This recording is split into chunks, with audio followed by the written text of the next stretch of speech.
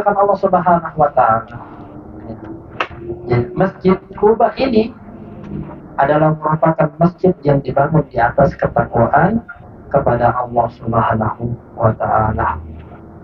Masjid Quba ini merupakan masjid yang spesial, masjid yang mempunyai keutamaan, di mana disebutkan tadi bahwasanya orang yang bersuci dari rumahnya, kemudian dia menyengaja datang ke Masjid Quba, sholat 2 rakaat, maka dia akan mendapatkan pahala seperti ibadah umroh.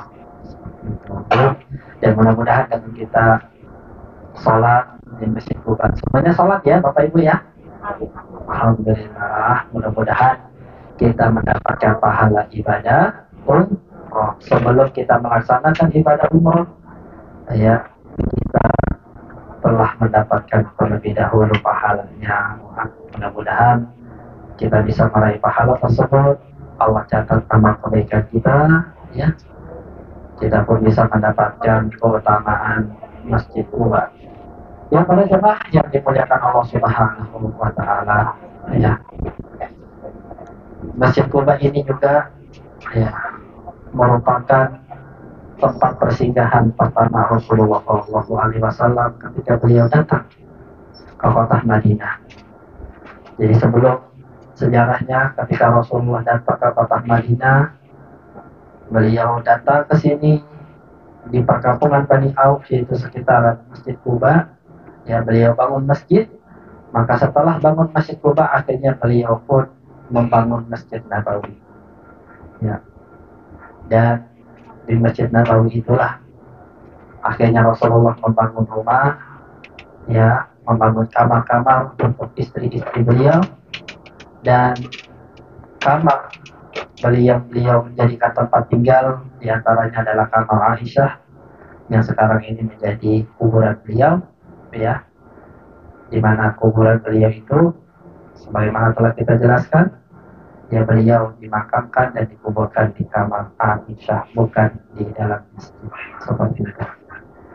Ya, para jemaah yang dimuliakan Allah Subhanahu wa taala, untuk destinasi yang berikutnya, insya Allah kita akan menuju ke kebun korma atau ke toko korma. Ya, silakan para jemaah,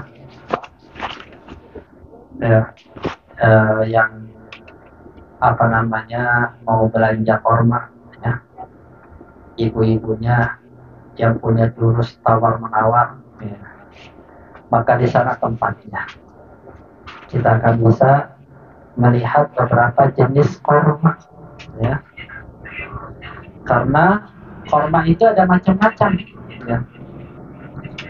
Ada korma yang paling dicari oleh jamaah haji dan umrah karena khasiat dan keutamaannya. Korma apa itu namanya? Korma ajwa, ya, korma Nabi. Di mana korma ajwa ini yang mempunyai Rasulullah bersabda, "Man tasabbaha sab'ata marati ajwa lam yadurruhu sihrun wala samun fi dzalikal yaum."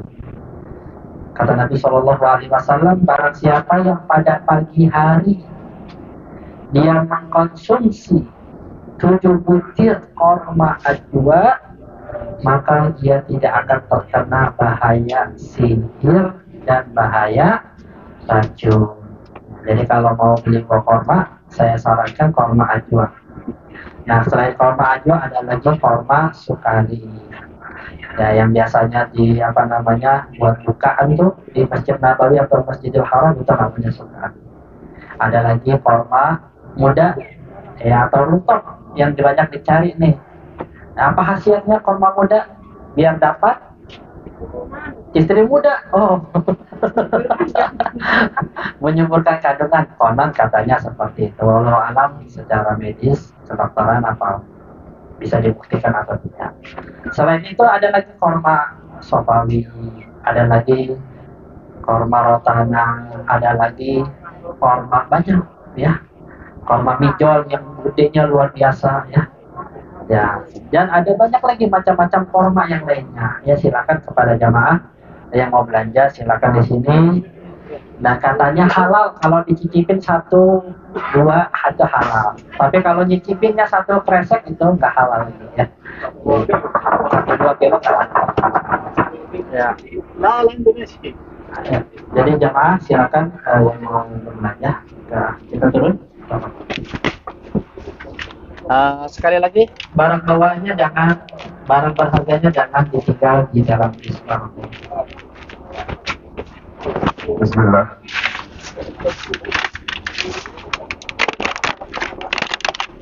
Oke.